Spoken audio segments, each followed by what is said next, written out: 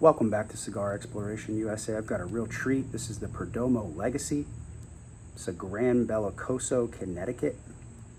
Let me get it out of the cellophane in just a second here. Just want you guys to take a look at it in here. I've had this cigar for a few weeks now. Just been waiting to make a video. I already had planned to make it with the Blantons. I want to talk about that in just a minute as well. Bought this at Cigar Plus, which is my new favorite local cigar store. It's about a $15 stick, so let's get it unwrapped. I'm gonna get it cut, toasted, and lit up. It smells like grass and cedar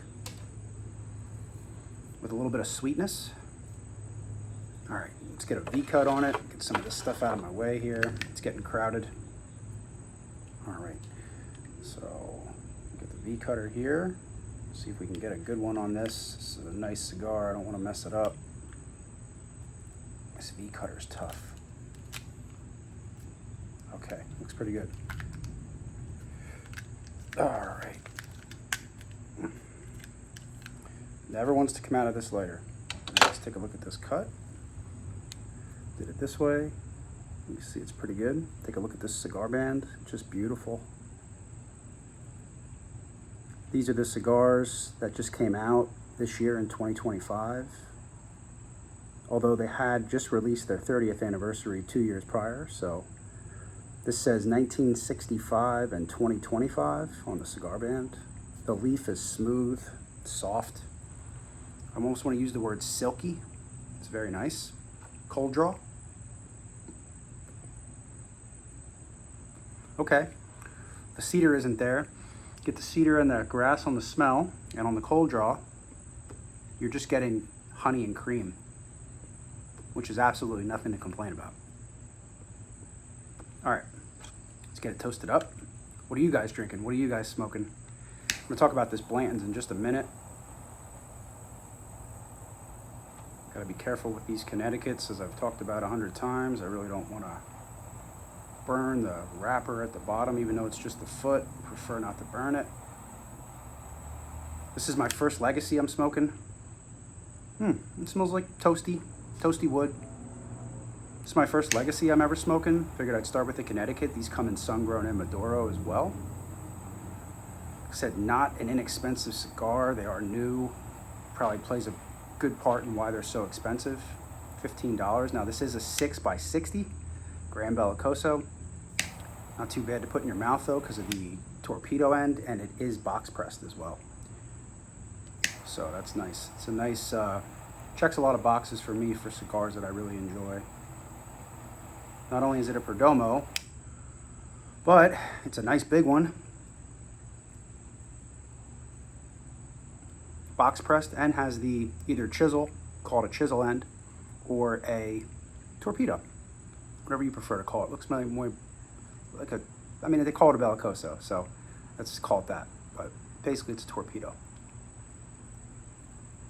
The draw is phenomenal. The quality here is just second to none.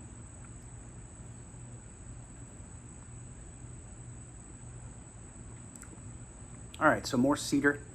Obviously soft, subtle, sweet tobacco. Upon light up, that's what I'm getting so far.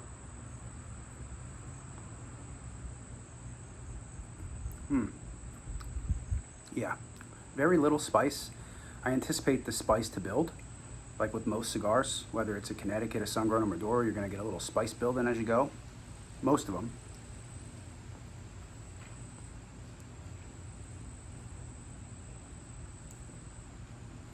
A little spicier on the retro. You're still just getting cream and honey and that cedar wood.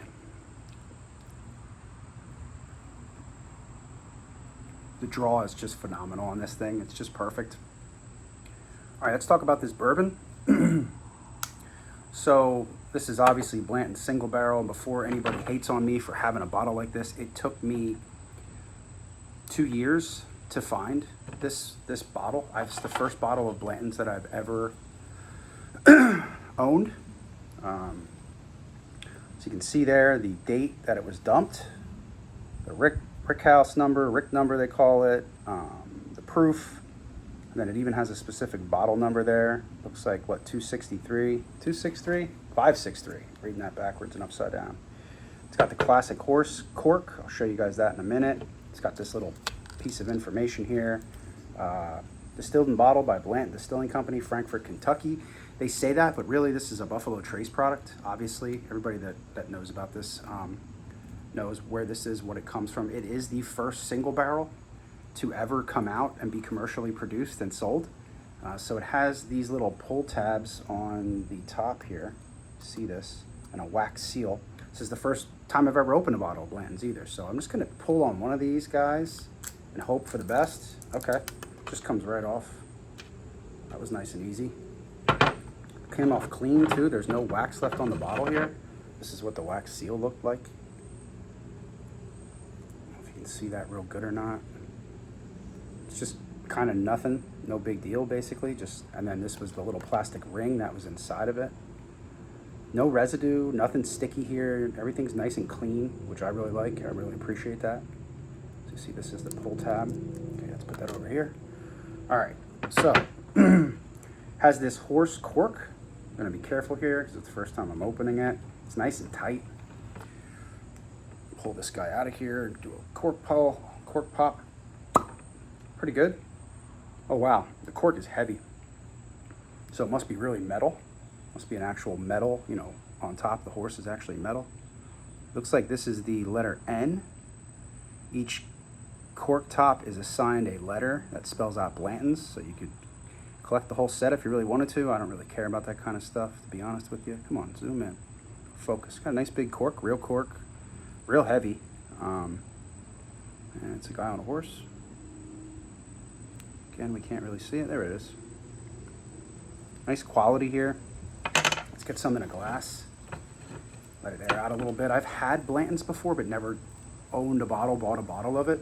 This bottle, again, this will probably be the last. This bottle wasn't cheap either. The cigar and the bottle go together. So probably be the last bottle of Blanton's I ever buy. Because even now at retail, and I had to hunt this thing down in Virginia, and this bottle on the shelf at the Virginia ABC store, which is the Alcohol Beverage Control Authority. So just like in my state of Pennsylvania, in Virginia, they have a state-run system, the Virginia ABC stores. And that bottle sat on the shelf. It was the only one for 80 bucks. 80 bucks plus tax. Easily the most expensive cigar I've ever purchased. Well, not easily, because I've bought a $14 cigar. This is a $15 plus tax. That's an $80 bottle of bourbon, the most expensive bottle of bourbon I ever bought for sure, and plus tax. So about 85 bucks and 16 bucks for the cigar, you could say. If you all in, you're looking at about $100 right here. So far, worth every penny. I know cigars are crazy more expensive than $16, and I understand that there's bottles of bourbon for way more than 85, but this stuff is good. It is definitely worth drinking, worth trying. I just don't know that it's an $85 bottle. I don't know of too many bottles that I've had, too many bourbons I've had that I think are $85. But we'll find out in a minute.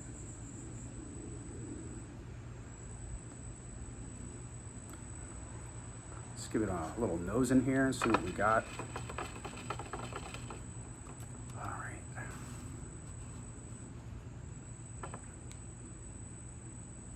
right. Wow, okay. So you've got your typical Buffalo Trace, you know, profile here. Getting just tons and tons of orange peel, cherry, even a little bit of like wood and what I can only describe as bubble gum. So it's really nice on the nose, like extraordinarily nice on the nose. It's got a very typical bourbon smell, but a very good typical bourbon smell. Yeah, very nice. Very, very nice. It's a very nice smell on that, a great nose. Yeah, so it was named after Colonel Albert B. Blanton, and it was made and named by Elmer T. Lee. You may have heard of Elmer T. He was obviously a master distiller at Buffalo Trace, or, you know, at some point in Blanton's, but I guess right before he decided to retire, that guy created this in Colonel Blanton's name. None of this history really means anything to me. It's just kind of interesting. All right, I can't wait anymore. I'm gonna take a sip of this, so let's do it. All right, we'll puff the cigar one more time, then we'll take a sip of it. The leaf on the cigar is so smooth, so nice when you put it in your mouth.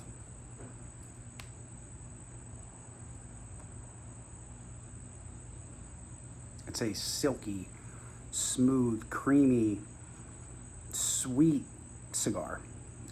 You know, not flavored sweet, just tobaccos are just smooth and sweet.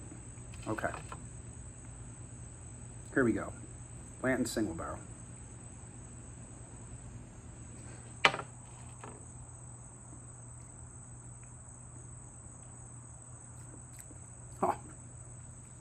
Oh, wow. It's very viscous. I'm getting caramel and brown sugar. You get almost like a leathery kind of wood. For some reason, it just makes me think of a saddle on a horse. I know I describe things sometimes on here in my channel, and people are like, why would I want to smoke or drink something that you're describing like that? But it's like if you licked a horse saddle. I'm getting some rye as well. I don't think their mash bill is disclosed, so I don't know how much rye is in here, but I'm smelling rye spice.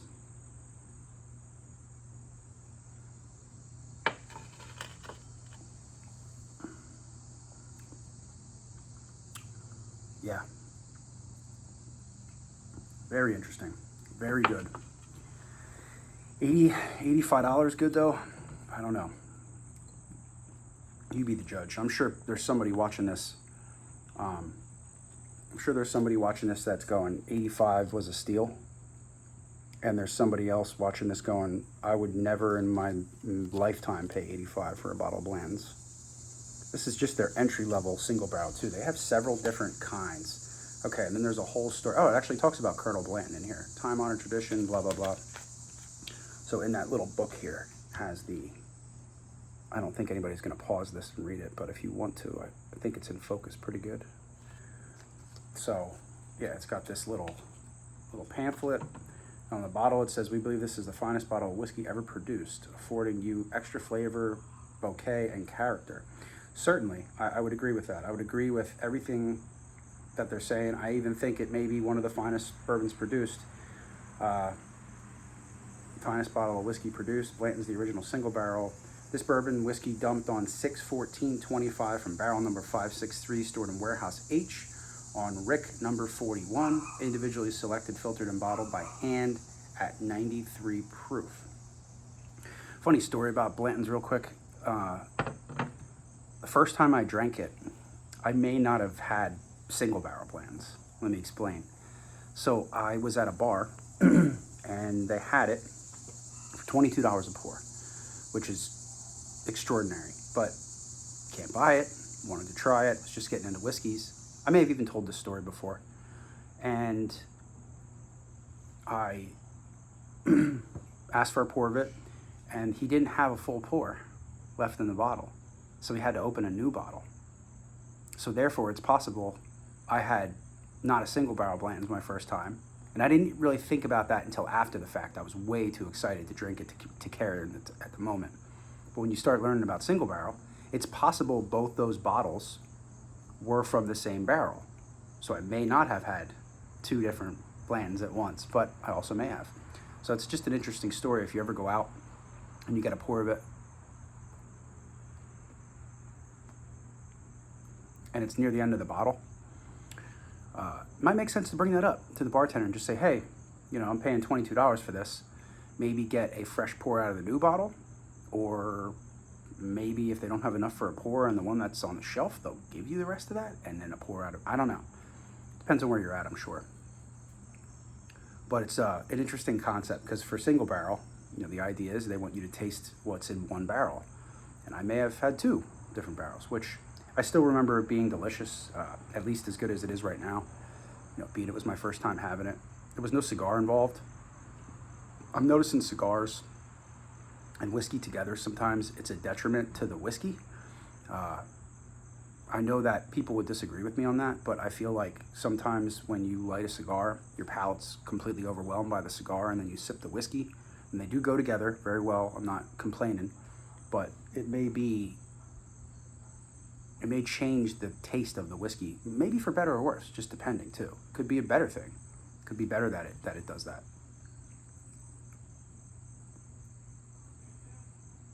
This cigar is just so good. It's so smooth and creamy. It's such a nice midday cigar. A good starter for the legacy. I haven't even smoked every Perdomo and every line yet. Getting there. I'm getting there now. So, there's a sun-grown and a Maduro on this. I'm definitely going to get to those as well. This was just a single stick I picked up because they had them. And I know what happened. He had other legacies, but none of them were this shape. None of them were this 6x60 gram Bellicoso like this. So all the other legacies that were on the shelf, he had other Connecticut's, he had sun-growns and Maduros from what I recall, but none of them were box-pressed Bellicosos like this. So that was another reason. I'm a check boxes guy.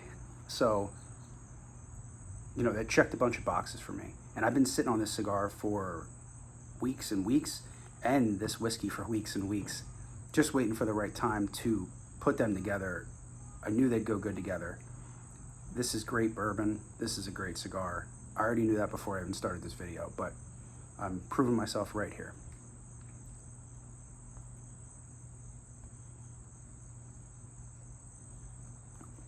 So interesting stories. The history of Buffalo Trace. It says here, distilled and bottled by Blanton Distilling Company in Frankfort, Kentucky.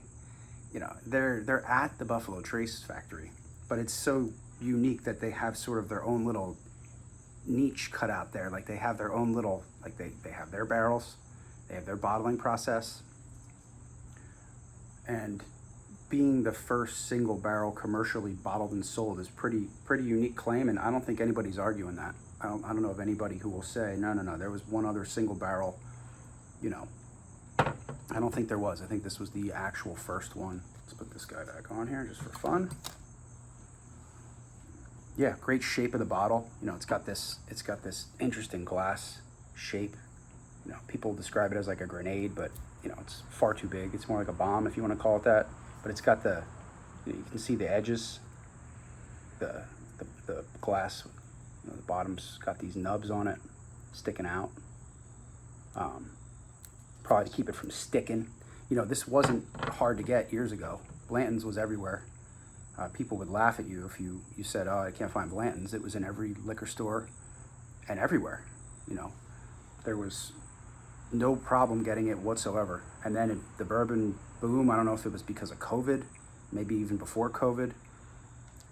I didn't get into bourbon until after COVID, which is crazy, but whiskey until after COVID. But you can't find it now, and when it's available, it's gone in minutes, and understandably.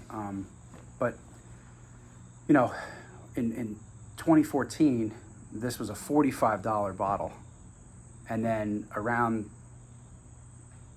18, 19, whenever, it became a $65 bottle, and now it's an $85 bottle, and that was at a state-run liquor store. So you got to figure the markup can't be that high. It isn't a secondary. I didn't order this online. I physically hunted this along with Buffalo Trace that I hunted in Pennsylvania. Got that for $30 a bottle, and then I got a bottle of Eagle Rare in Maryland and paid secondary for that, and that was expensive. That was $77 for a bottle of Eagle Rare. I'm gonna make a video about that Buffalo Trace and Eagle Rare and talk about them. But this is clearly, out of the three, the most sought after and the hardest to get, at least where I'm at. Leave me a comment. Let me know how hard it is to get Blanton's where you live. Let me know what you think of it. Am I sitting on gold for $85? Did I overpay? Is it right where I should be? It's so good. I mean, if this didn't have a great nose, Oh, just getting like charred sweetness and just caramel. I'm spitting, I'm drooling.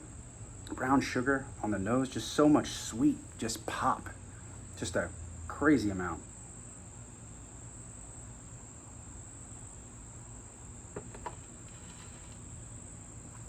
I'm grateful.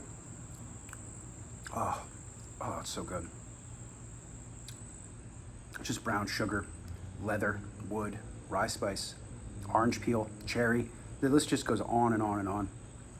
So I'm grateful that I can afford both these things. I'm just saying, I feel like this cigar is a little expensive because it's new, and this bourbon's obviously really hard to get, and even at when you can get it at a reasonable price, it's still expensive.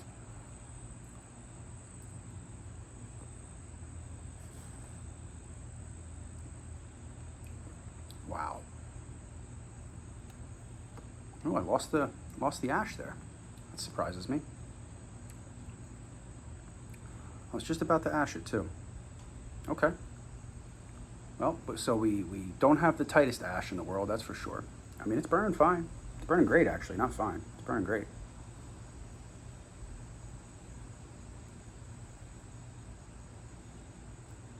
All right. Well, now I got a little mess in front of me. Why bring the ashtray, if you're not going to use it?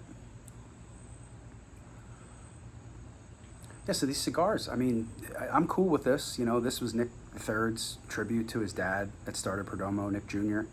I've talked about this a lot. I think he started this literally out of his garage in the 90s. The dad, the son wanted to put out something to honor his dad. It says 65 to 2025. I don't really understand the significance of 1965. I don't think his dad was born then. Maybe Nick the Third's not that old. He couldn't have been born in 65. I mean, that's 60 years. And they put out their 10th anniversary, 20th, and their 30th. Their 30th anniversary was in 2022 of the company. So what's that math? 92? 92, 02, 12, yeah. So in 1992, his dad started or, revived this company. So their 30th anniversary was in 2022. They released their 30th anniversary cigars in 23. I finally got a chance to smoke one of those on this channel a couple weeks ago. Just last 2 years ago, they put out their 30th anniversary. And now in 25, they put out Legacy. So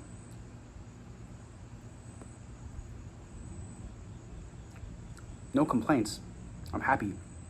Put out more cigars. Put out one every year. Put out a new one every year.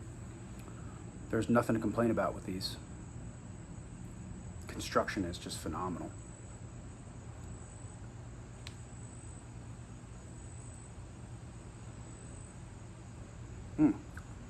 Retro.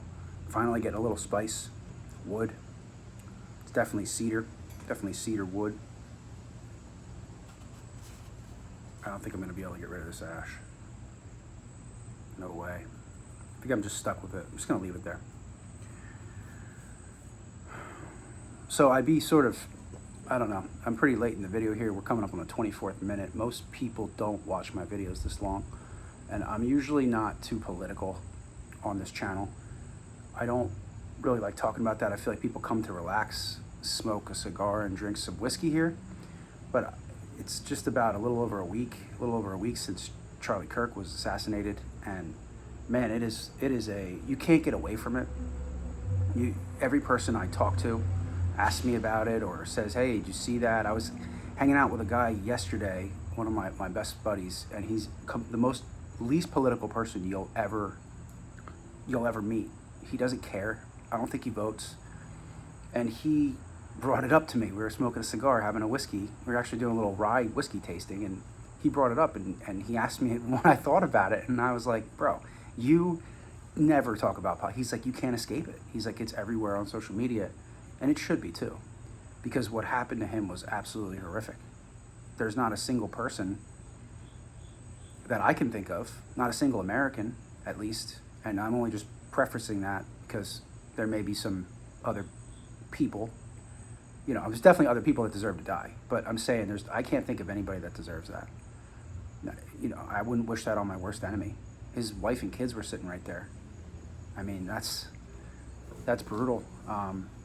The only way that could have been worse is if his just head got blown right off his shoulders. Like there isn't much ways to make that worse. But the reason I'm bringing this up is because there's so many conspiracy theories about, what actually happened to him.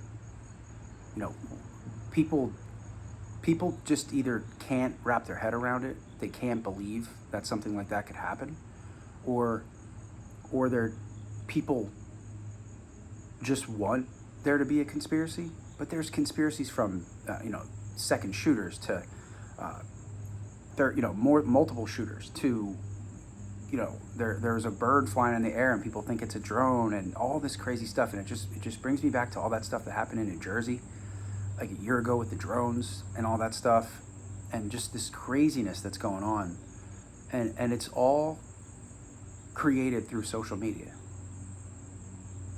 So we would never have all these conspiracies and all these things, and maybe he would never even have been shot had it not been for social media, because they don't know the suspect.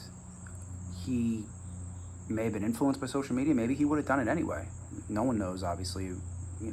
It's just speculation, but social media is super evil as far as I can tell. I know I don't have Facebook. I don't have anything but this. This is the only thing I do in regards to social media is YouTube. But especially for young people, I think social media, supposedly the shooter is a 22-year-old, the suspect's a 22-year-old. I can't see how social media, how the benefits outweigh the negative of it.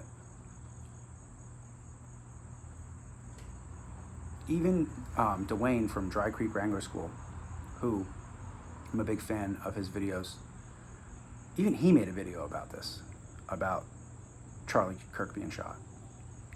Because he's not political. I mean, at least not on his channel. He's very, he likes to talk about horses. He talks about religion, about God a lot, but he doesn't talk politics as far as I've seen on his channels very often. I think we could guess who he voted for, but again, he never said anything.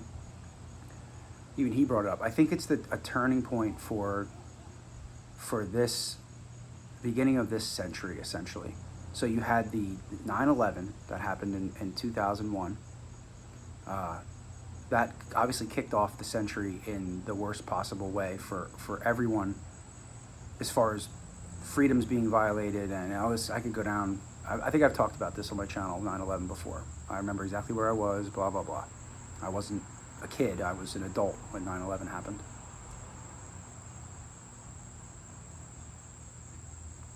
But I think 2025, between the assassination attempt on Trump, who was a president and at the time of the assassination was a presidential candidate and now has become president again. So it's a pretty big deal, whether you like him or not.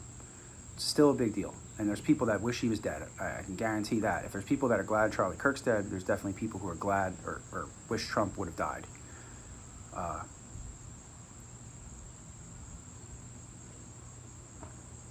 And I don't have a problem with guns. I think guns are a good thing for law-abiding citizens in any country, especially America. But this gun violence has to stop. We gotta settle things with words and have conversations with people that we don't. I'm not kidding. I think this changed me a little bit. I think it changed my outlook on how I will deal with people in the future that I vehemently disagree with. The way I'll speak to them, the way it changed things. It's not a good thing. It's horrible that it happened. I would never want this to happen to anybody. But I think there may be some good that comes out of it. It's hard to say that when a dude got his neck blown out in front of his family. I'm just hoping something good comes out of it, because there has to be something that changes here. And people are losing their jobs because they talk about it. How can anyone... I can think of a what I would use the word, this is the word I would use. I can think of a very despicable left-wing person Charlie we would say is a right-wing person, and I'm sure many people think he was despicable.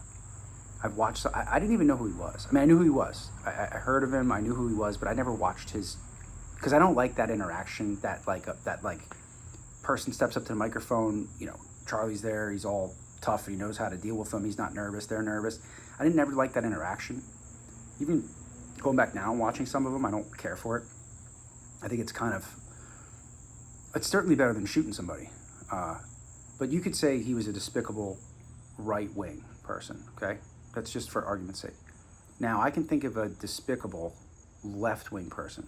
I would never want them to be shot, even punched, nothing. I wish they would be quiet, maybe change their mind on stuff, but never would I want them to be physically harmed. Because that's not, we're a civilized society. We've gotten past that point. That's the whole point of us. And this is why if there are aliens, extra, whatever you call them, people from other places, things from other places that know we exist, this is why they don't talk to us. Because we're like animals to them, I'm sure. If you picture a civilization being far more advanced, years-wise, time-wise, over us, humans on Earth, right? Why would they want to talk to? We're like animals, like just tearing each other apart. And for what? Because there's two political parties and one thinks one way, one thinks another, one wants abortion, one doesn't. This is ridiculous. This whole thing's ridiculous. And I get it. I get everybody has really strong feelings, but the violence thing has got to stop. It's just crazy, crazy stuff. We're just literally trying to silence people with bullets. And it's working. It's working. And it's not the only thing.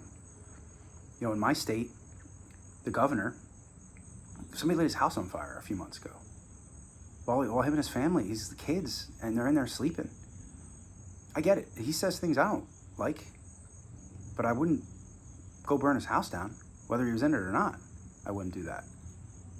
And I get it. I'm probably a very well-adjusted human in regards to these people that do things like that, where my ideology is not ever going to be at the point where I'm trying to burn someone's house down because I don't like what they say or do. And I get it. Like, these political figures do affect our lives a lot by the things they do, the laws they make. But you gotta fight you gotta play the long game and elect people that you want to lead, that you know will do a good job, or at least will do the job you want them to, whatever. I don't even care at this point.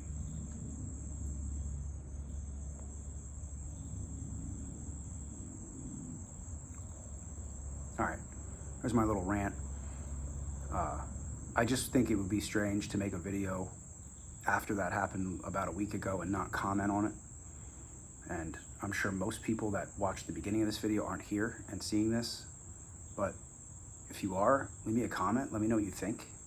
Even if you think he deserved it, leave me a comment. I mean, I believe in free speech. I think you probably shouldn't say that. I think you should probably keep that to yourself if you think a person deserved to die in front of his family just because he says things. But it is technically your right to say that.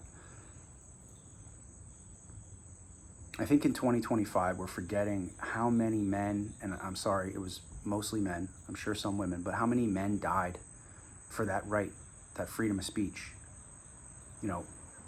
Just like he had a right to speak, not to be shot in the neck while doing so, people have a right to their opinion on him and what happened to him. But you don't deserve to be shot over it. But if you do have a media presence, and you're paid by a company and they don't like that you said that, then they're going to fire you. And I think, again, they have a right to do that as well. But no violence, guys. It's ridiculous.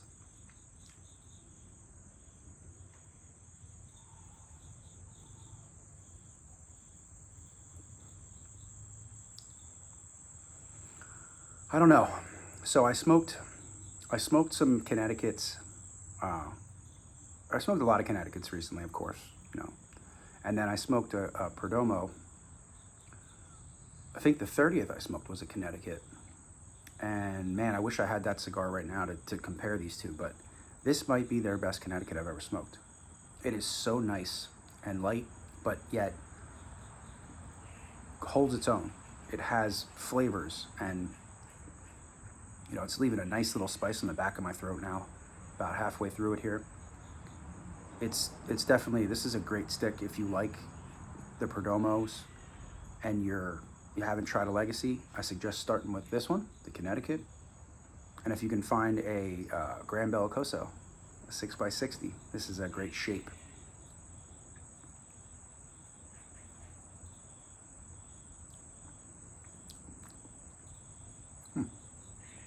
This is the first Perdomo that I smoked the year it came out too.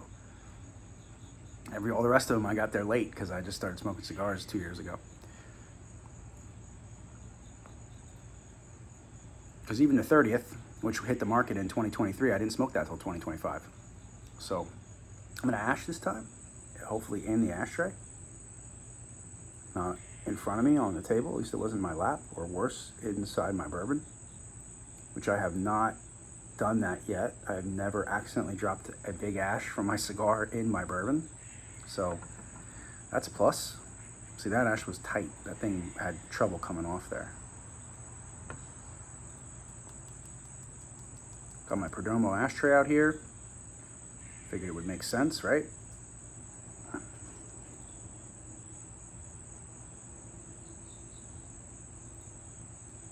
V-cut was nice.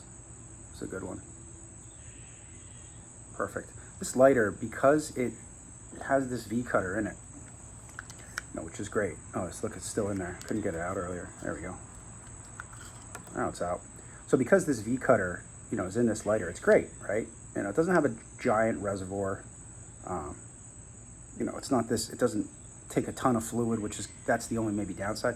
Then the other downside is because it's slanted like this. When you go to V-cut it, you're pushing, and your fingers slide. It's a smooth metal slant. So you go to push it, and you're like sliding off of it. So it's a nice looking lighter. I really like it. I don't use it that much though because of that. Because it has that slant, and it's hard to cut. It's just my nicest lighter, and I wanted to have my nicest lighter with my nicest ashtray, a really great whiskey, and a really great cigar. But my other lighter has a V-cutter in it, and it's flat. And so when you go to push it, there's no sliding off of it. You just push down, and you're getting a nice cut. So this cut perfectly fine. It is getting hot out here. We're on that. It is in the 80s here in kind of late September. I can't get it to focus. Oh, there we go. So it nipped it off really good. So it's late September here, and definitely the second half of September. I don't even know what the date is today, but yeah, and I'm purposely sitting out of the sun because it's so darn hot. My fingers are also like kind of sweating, so that's another problem with the lighter. All right, let's do this.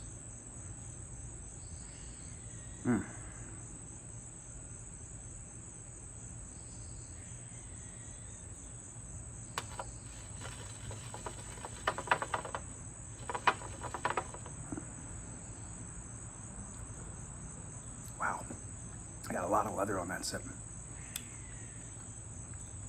Everything I've described so far in this whiskey is good thing. Like the leather, everything in it. It is certainly a really great whiskey. There's no doubt about that.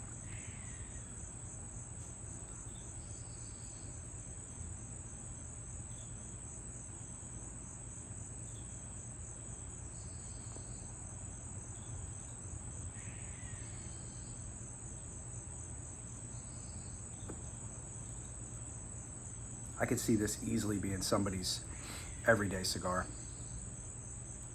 Quality is just, whew. Cigar band coming off.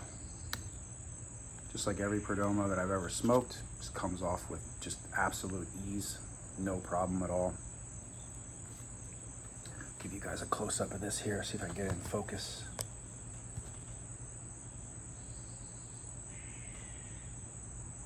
Yeah, look at that. Super nice. I made the mistake before of thinking there were 2 cigar bands on these Perdomos. There's only one. But it is one of the nicest ones you'll ever see. Great colors, gold and black, a little touch of red. I think it's just gorgeous. Inside's just plain. It's all raised letterings though. You can see the stamp on it, the inside, how it's kind of indented there and down there, and then obviously it's raised lettering on this side. Just absolutely beautiful. Absolutely beautiful.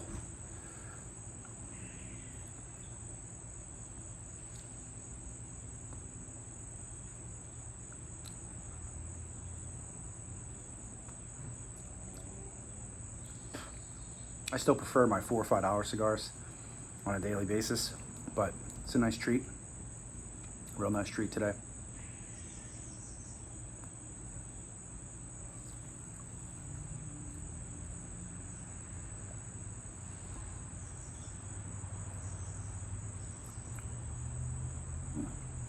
Yeah.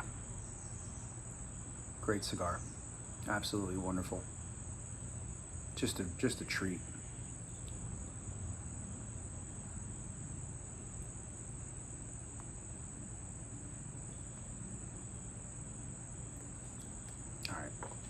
Let's hold some of this in our mouth a little bit and take a pull off the cigar.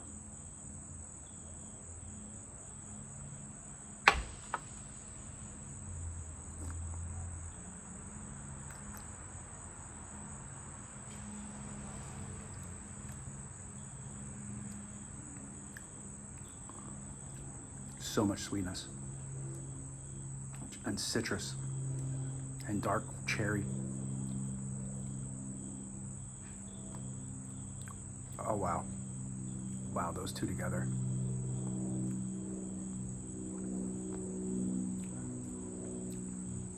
Wow.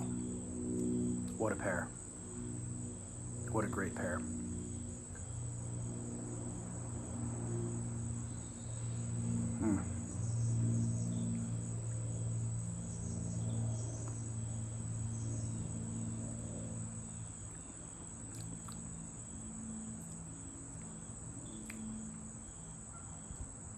Just phenomenal. Just great together.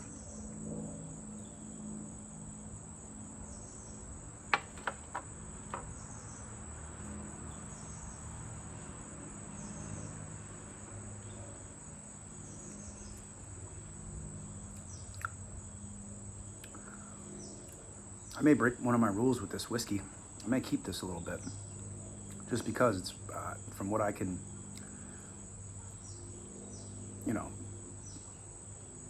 basically figure out on my own here, is that this will be the only bottle of this I ever buy. I mean, unless I can find it for a really great price, which ain't gonna happen. I think that kind of woke me up when it was $80 in a state-run store, that I was like, okay, now these are $80 bottles now. But I couldn't turn that down. I just couldn't. I never had one before. But yeah, that's one that I may kind of put back on the back of the little shelf there and keep that for another rainy day.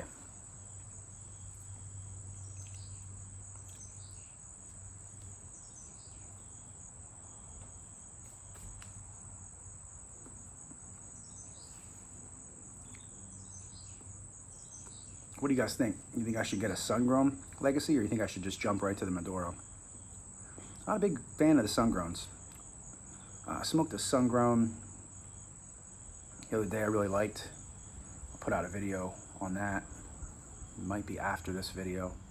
I don't hate sun-grown cigars. I'm just more Connecticut Maduro kind of a guy. So I wonder if I should just skip ahead and just go for the Maduro, or if I should try them sort of in order. Maybe the Maduro's not as strong as the sun-grown. Maybe the sun-grown's stronger. So leave me a comment. Let me know what you think. If you've had all of them, let me know which one you think is the strongest. I'm sure this isn't the strongest of the three. This is definitely the most mild out of the three, I would assume. If there's anything more mild than this, it's gonna be real mild. This is definitely mild to medium, probably more on the mild side for a sort of seasoned cigar smoker, somebody that smokes, you know, daily, even maybe weekly. It's definitely more mild.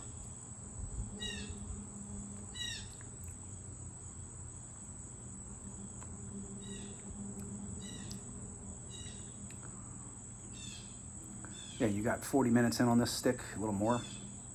It's definitely gonna be an hour, and it should be. It's a 60, you know, a 6x60, that's a big boy. I'm not a big Gordo fan anymore. The 6x60s, that's, you know, regular Gordo. It's just it's too wide. Put in my mouth, but when it has this end, it's nice. It's like putting a 56 in your mouth or something as opposed to a 60. I remember I smoked that Perdomo Immenso on my channel. That was a 7x70, and I'm 99.9% sure sitting here that there was no tapered end. It was just a 70 gauge. I was like, probably look ridiculous. I should go back and watch that video. If you haven't seen that video, check it out. Perdomo Immenso. And I think that's a sun-grown, the Perdomo Immenso, because I think that's the only thing they offer it in, is one wrapper.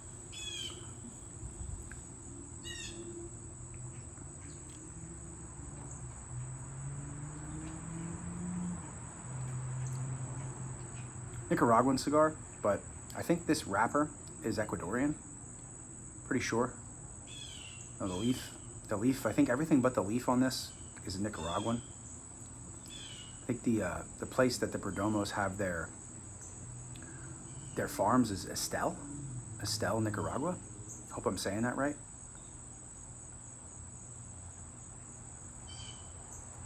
I know I mentioned this before too, but I can't believe that with all the tariff bullshit going on, that cigars haven't shot up in price. I don't think cigars are on our government's radar for tariffs because it's Honduras, Nicaragua, Dominican Republic. What did I say the leaf was? Ecuador. So I just don't think that those countries, they probably, like literally, what they give us is probably cigars. And so maybe the government hasn't picked up on that whole, you know, tariff on cigar thing, but man, I hope that never happens. I didn't smoke too many American cigars. I smoked one of those CAOs and the Potomac on my channel a couple months ago for around 4th of July. That had American tobaccos in it, but I still don't think that was an American cigar. I may have even said it was, but I don't think it was. Wherever CAOs are made. I think it just had American tobacco leaves in it, which is cool, but you know, America is not a very big cigar, you know, premium cigar country. We import them. I got a real Cuban from Whistleback's Cigar, and he sent me a real Cuban. I'm gonna smoke that on this channel coming up. I had thought maybe I was smoking a real Cuban, El Cohiba, but turns out the consensus is I was not. It was not a real one. There's no way to tell. It was a very strange situation where I was given the cigar and the cigar was cut for me, and man, was it cut bad. It was a whole thing, but it was a great cigar. It had a great flavor. I just don't know what I smoked. If it wasn't a real Cuban, I don't even know if it was a real Cohiba then. I have no idea. So the person who gave it to me though, I trust that they weren't like some, you know, strange, weird person that did something to the cigar, so to speak. But yeah, but Whistleback's, he sent me a real Cuban along with some other stuff. Check out that short. I put out a short on my channel unboxing his package he sent me, which was super generous of him. Thanks again. I'll leave a description, link to his channel in my description.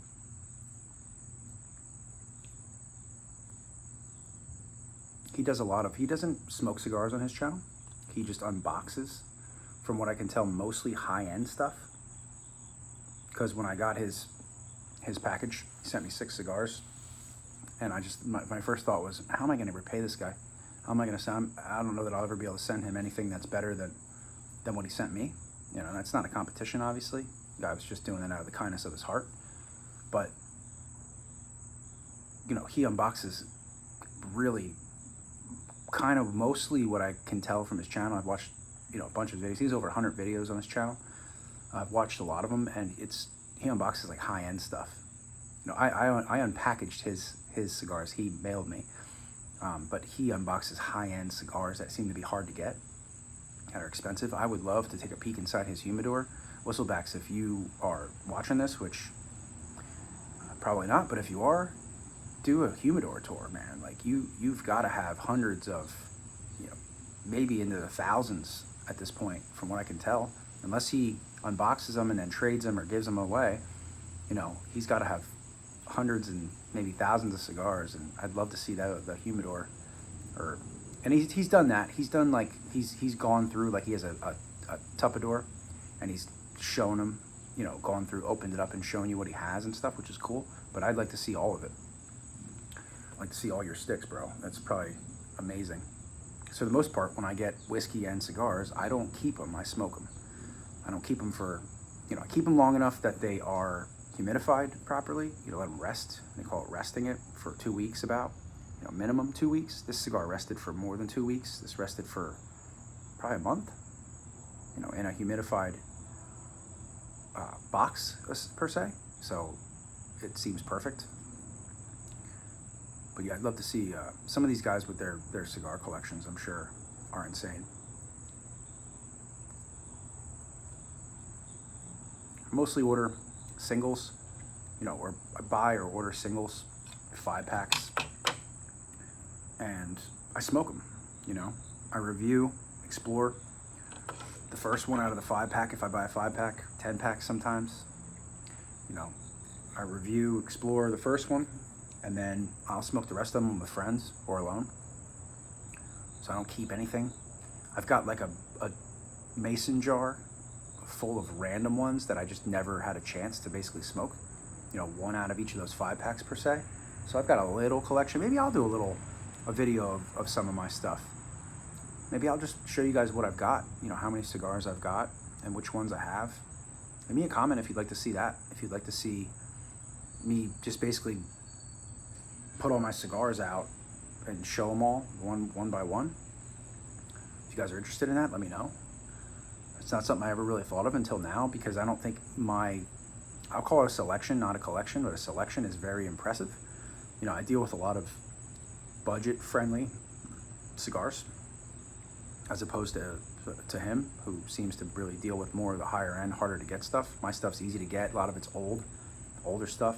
This is definitely the newest cigar I've ever smoked. You know, this came out the same year I'm exploring it, which is rare for me. Usually they're years old. I'm getting a good deal on them.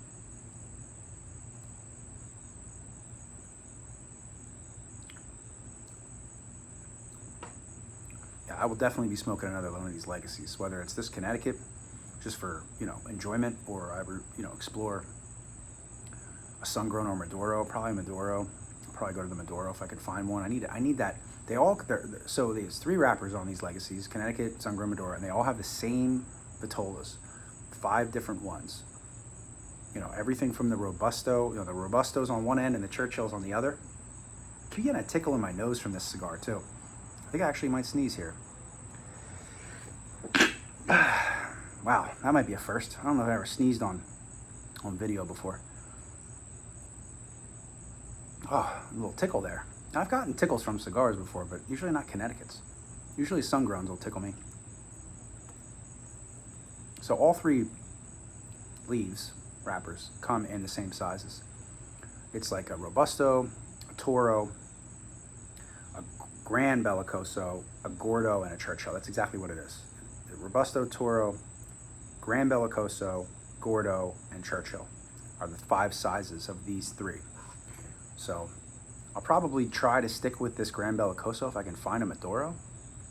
Maybe I'll ask my guys at Cigar Plus if they can get a hold of a box of them, and I'll obviously buy one.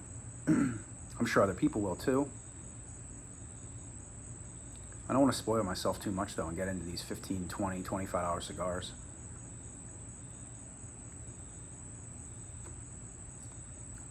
I consider this pretty much like a special occasion right now.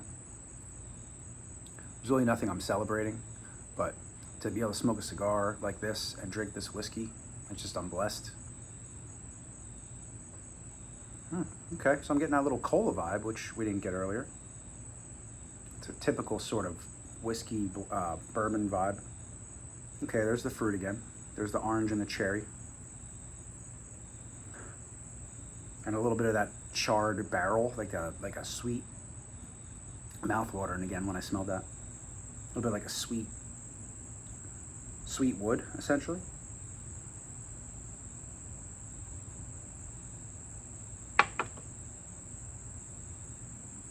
For those of you that have watched my long videos like this, you may notice that I've only done one pour of this, not two. Usually I do two.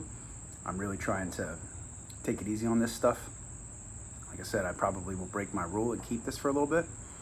See if it opens up. Obviously, I'm gonna offer a friend or two a pour of it. People that can't usually get it, I'm gonna give them the opportunity to try it. And like I said, everybody's had this bourbon before. It's just not everybody I know, at least, has been able to procure a bottle of it.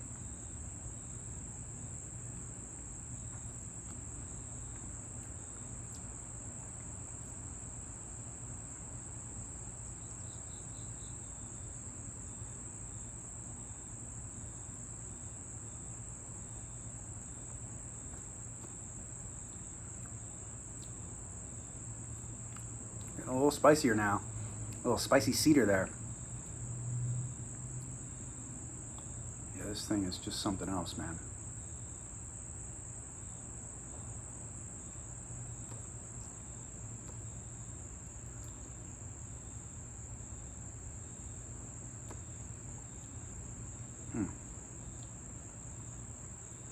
Yeah, that's good stuff.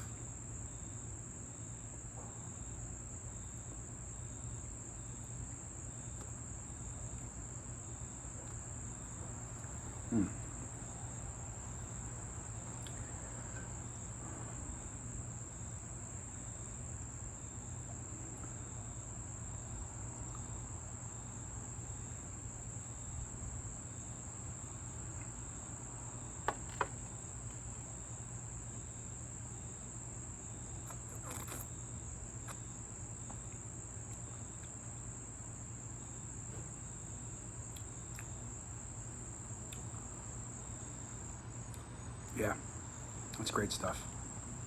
I can see why people are battling to get that.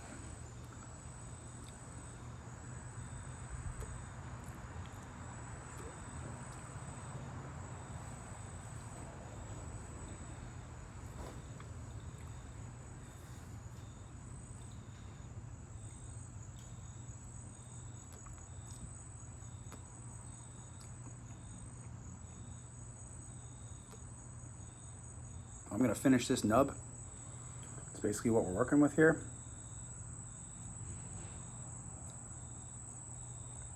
It's got a little bit of this guy left. Say the last quarter of it.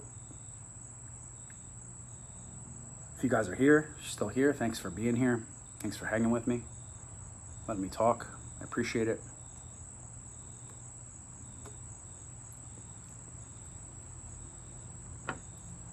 I'm gonna end the video now. Thanks for being here. Stay tuned. We got more stuff coming. Like I said, I'm gonna smoke a Cuban on this channel. Looking forward to that. And I will see you guys in the next video. Cheers, everybody.